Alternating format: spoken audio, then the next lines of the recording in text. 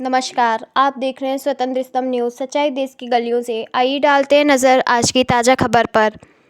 Harcourt Buttler technical university Kanpur में साहित्यिक परिषद में अपर श्रम आयुक्त सौम्या पांडे द्वारा मुख्य अतिथि के रूप में प्रतिभाग किया गया। सर्वप्रथम दीप प्रज्वलित करते हुए कार्यक्रम का उद्घाटन किया गया। उसके पश्चात सौम्या पांडे द्वारा करियर की शुरुआत से आईएएस बनने तक का सफर कैसे तय किया गया, ये साझा किया गया। उन्होंने 10वीं और 12वीं दोनों कक्षाओं में प्रयागराज की मेरिट सूची में शीर्ष स्थान हासिल किया। बीटेक में आईटी इलाहाबाद से इलेक्ट्रिकल इंजीनियरिंग किया। उनके द्वारा 2016 में बीटेक किया गया। एक साल के भीतर केवल एक साल की तैयारी के साथ उन्होंने आईएएस के साथ बहुप्रतिष्ठित और कठिन परीक्षा महज 22 साल की उम्र में उत्तीर्ण कर देश में सबसे कम उम्र में बनने वाले आईएएस अधिकारियों में से एक है। वह कथक और भरतनाट्यम दोनों में उत्कृष्ट प्रशिक्षित है, जिसके लिए उन्हें राष्ट्रीय स्तर पर कई बार सम्मानित किया गया। उन्होंने हमेशा सामाजिक मुद्दों को उठाया, चाहे वे स्वच्छता हो, शिक्षा हो या महिला सशक्तिकरण हो। एक आईएएस अधिकारी के रूप में उन्होंने सरकारी स्कूलों में स्मार्ट क्लास और शिक्षा लर्निंग ऐप जारी कराया। महिलाओं के लिए स्वयं सहायता समूह आदि योजनाएं शुरू करने पर काम करने के साथ साथ कई क्षेत्रों में उनके प्रयास सराहनीय रहे। उनके द्वारा छात्रों से यूपीएससी की तैयारी के लिए सभी आवश्यक बातों पर चर्चा की। किसी को सिविल सेवाएं क्यों चुननी चाहिए, यूपीएससी की तैयारी के लिए बुनियादी अनिवार्यताएं क्या हैं, एकीकृत दृष्टिकोण कैसे रखें, सही वैकल्पिक विषय का चयन कैसे करें, इंटरव्यू के दबाव को कैसे संभालें, साथ ही छात्रों के साथ प्रश्नोत्तरी भी की गई। इसके अतिरिक्त अन्य बहुत सी चर्चाएं की गई, जिससे छात्रों को कुछ न कुछ सीखने को मिला। कार्यक्रम का आयोजन एचबीटीयू के न्यू ऑडिटोरियम सुश्री शिवानी, श्री सूरज त्रिपाठी, कुमारी अंजलि द्वारा किया गया। अंत में सभी का धन्यवाद ज्ञापित किया गया। ब्यूरो रिपोर्ट, स्वतंत्र स्तंभ न्यूज़। नाम देखना है लिस्ट में। And if your goal is very clear and if you're that focused, it will help you. Second word is attitude. Keep your attitude very, very positive, because this exam is more a test of your mental perseverance than your hard work and your intelligence. All of us are mediumly intelligent and we work hard, but mentally strong जो होगा वो इस exam के preparation journey को निकाल पाएगा. So attitude should be very, very positive.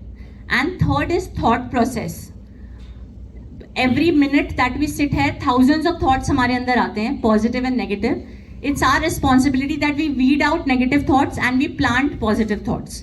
So this is important for this exam, क्योंकि ऐसा होगा, ऐसा मेरे साथ भी होता था, जब हमें गिव अप करने का मन करता है और ईजियर वे चूज करने का मन करता है.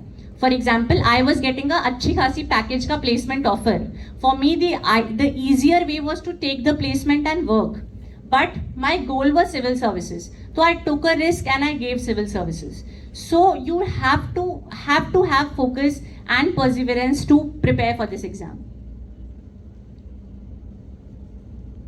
And the last thing is कि there will be setbacks. The person who has never failed is the one who has never tried. तो ऐसा होगा, आपके मॉक्स में अच्छे मार्क्स नहीं आएंगे, आपको लगेगा आपने ऑप्शनल गलत चूज कर लिया है, आपको लगेगा आपने सिविल सर्विसेज के बारे में सोचा ही क्यों, इससे बेटर कुछ और कर लेते. So there will be times when there will be setbacks, but again I will end by saying 2 lines कि वो खुद राह चुनते हैं आसमानों की, परिंदों को नहीं दी जाती तालीम उड़ानों की, क्योंकि जो रखते हैं हौसला आसमान छूने का, उन्हें नहीं परवाह होती गिर जाने की. Thank you for your time and patient hearing. I hope I was able to deliver something useful to all of you for Q&A, but I'll request to keep it short.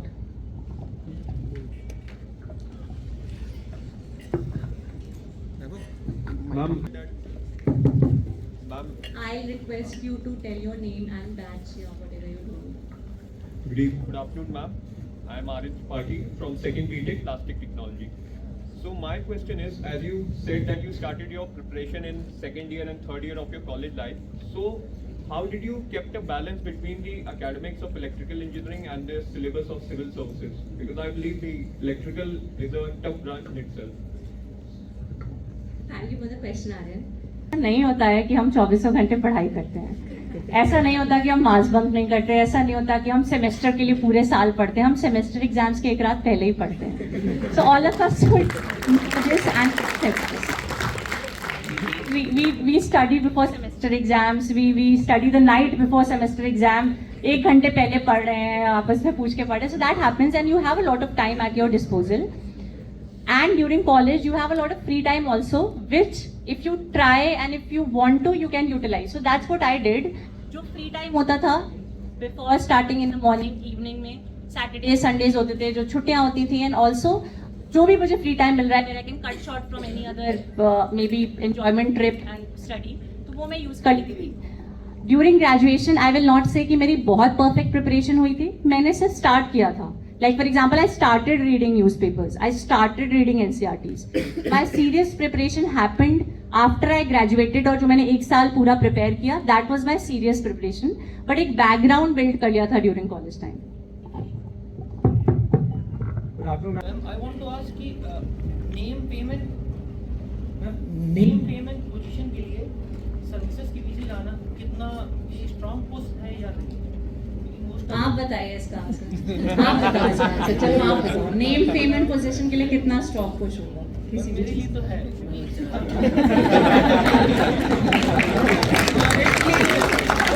तो नेम पेमेंट पोजीशन तो आपको as a Bollywood actor भी मिल जाएगा, आपको as a business person भी मिल जाएगा. Why civil services? क्योंकि लगता है कि शायद अभी तक इतना जिंदगी में पढ़ते हुए आए तो अभी पढ़ के ही कुछ कर सकते हैं और किसी अच्छा, आई टेल सर्विस में आएंगे और आप काम करेंगे, so name fame and position will automatically come. मतलब वो तो एक साइड स्पिल ओवर इफेक्ट है उसका. फॉर एग्जाम्पल, मैंने जिन महिलाओं के लिए काम किया था, तो वो मुझे हमेशा ही उनको लगेगा कि बहुत करके गई हैं, कोई अधिकारी आई थी. So that name, that fame will automatically come from the position that you hold. Because like I said, this service offers you a multi-dimensional platform to work, and because you're working in the social sector majorly and you're benefiting and working for the masses, you're benefiting maximum number of people. जिसे हम कहते हैं ना, वो सर्वोदय और अंत्योदय की भावना से, वो जो लाइन में लास्ट खड़ा हुआ है व्यक्ति, उसके आप कुछ भी काम करोगे तो उसको बेनिफिट करेगा, because you're working in that sector. So that will automatically come, name and fame, but that is not the primary motive. Your primary motive should be कि मेरे पास आइडियाज हैं जिससे मैं सोसाइटी को इम्प्रूव कर सकता हूँ. So when I get to this chair, I will get a authority to implement those ideas, and automatically other things will follow.